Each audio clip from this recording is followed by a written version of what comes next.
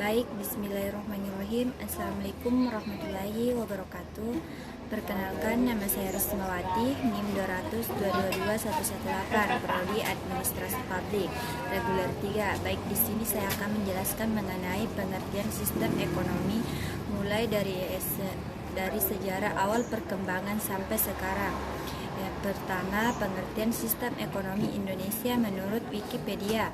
Pengertian sistem ekonomi adalah suatu sistem yang dimanfaatkan oleh suatu negara untuk mengalokasikan setiap sumber daya yang dimiliki oleh negara tersebut, baik untuk individu maupun organisasi yang berdiri di negara tersebut.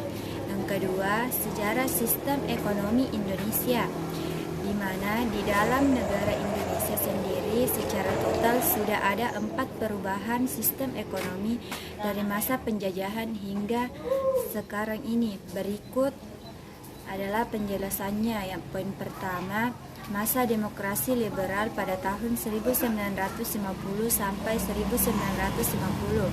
7. Sistem ekonomi Indonesia yang pertama kali diterapkan adalah sistem ekonomi liberal.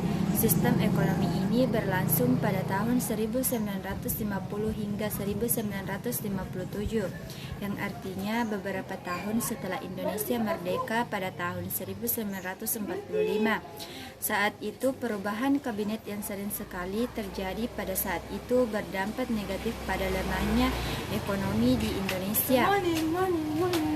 Yang kedua, masa demokrasi terpimpin pada tahun 1959 sampai 1966.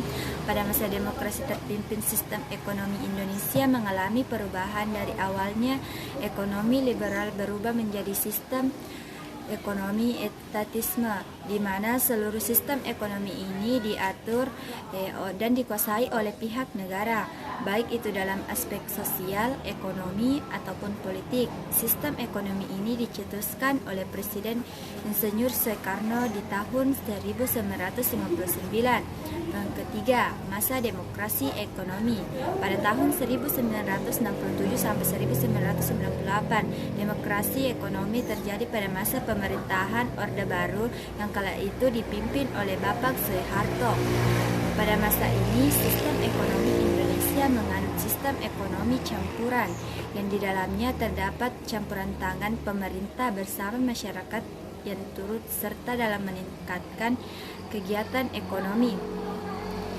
Pemerintah berperan sebagai pengendali ekonomi dan masyarakat berperan penuh sebagai pelaku produksi, distribusi, dan sekaligus konsumennya. Usaha pemerintah ini bertujuan untuk membantu masyarakat agar terhindar dari masalah ekonomi modern seperti kesulitan dalam menentukan harga barang dan jasa yang akan diproduksi. Kebijakan Bapak Soeharto dalam bidang ekonomi ini meliputi: pertama, bergabungnya kembali Indonesia dengan IMF atau International Monetary Fund, sehingga ada bantuan utang keuangan dari negara asing yang masuk ke Indonesia. Yang kedua, menghapus kebijakan hiperinflasi dengan melarang adanya pendanaan domestik untuk mencetak uang. Poin ketiga, melakukan pembebasan bea cukai impor dan mengatasi devaluasi rupiah sehingga mampu untuk meningkatkan nilai ekspor ke tingkat internasional. Yang keempat, sistem demokrasi Pancasila pada tahun 1998 sampai sekarang. Pada tahun itu 1998 hingga saat ini, sistem ekonomi Indonesia menggunakan sistem ekonomi Pancasila. Sistem ekonomi ini adalah sistem ekonomi campuran. Koperasi adalah salah satu wujud dari diterapkannya yang di Pancasila yang berlandaskan pada pilar ekonomi kerakyatan yang berasaskan kekeluargaan. Hal ini sesuai dengan amanat undang-undang pada tahun 1992 pasal 3 yang di dalamnya dijelaskan bahwa tujuan koperasi adalah untuk mensejahterakan anggotanya dan serta turut serta dalam membangun tatanan perekonomian negara agar mampu untuk mewujudkan masyarakat yang maju, adil, dan makmur. Pengelolaan sistem ekonomi ini dilakukan berdasarkan hasil musyawarah yang dilakukan oleh perwakilan rakyat. Yang ketiga, karakteristik sistem perekonomian Indonesia. Pertama, setiap kegiatan ekonomi yang dilakukan adalah kegiatan bersama atau gotong royong yang lebih fokus dalam mengedepankan ikatan kekeluargaan. Yang kedua, negara menguasai berbagai cabang produksi yang sifatnya strategis dan penting untuk banyak orang. Yang ketiga, alasan negara untuk menguasai cabang produksi yang strategis di tanah air adalah demi kemakmuran rakyat.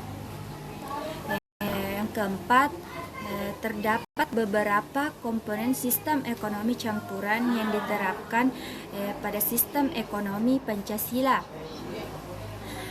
Dan yang kelima, kegiatan ekonomi yang dilakukan oleh negara dan masyarakat harus kontinu dan ramah lingkungan.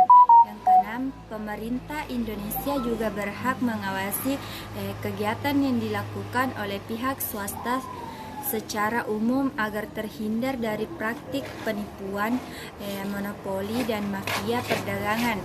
Tujuan tertentu untuk menciptakan keadilan pada masyarakat. Wujud nyata dari yang diterapkannya sistem ekonomi Indonesia adalah dengan digalakannya program badan usaha koperasi demi mensejahterakan masyarakat tertentu. Setiap barang yang dianggap penting bagi keutuhan negara dibutuhkan oleh masyarakat, tidak begitu saja diserahkan pada pihak swasta. Negara harus membuat kebijakan dengan mengurus, mengelola, mengatur, dan mengawasi produksi tersebut. Jika bentuk kekayaan negara diserahkan begitu saja kepada pihak yang salah, maka tingkat kemakmuran masyarakat dalam memanfaatkan hasil kata tersebut tentunya tidak bisa terwujud. Meskipun demikian, sistem ekonomi Pancasila mengedepankan peran pemerintah dan swasta dalam mengelola perekonomian. Hal ini diwujudkan dengan adanya peranan yang jelas antara badan usaha, yakni badan usaha milik negara atau BUMN dan badan usaha milik swasta BUMS. Pihak pemerintah ini akan mengelola seluruh barang yang berkaitan dengan kepentingan masyarakat, sedangkan sisanya bisa dikelola oleh pihak swasta dengan pengawasan dari pemerintah. Itu artinya pihak swasta dan pemerintah tidak boleh mengeksploitasi secara berlebihan agar generasi berikutnya mampu memanfaatkan kekayaan alam dan agar lingkungan bisa terus terjaga.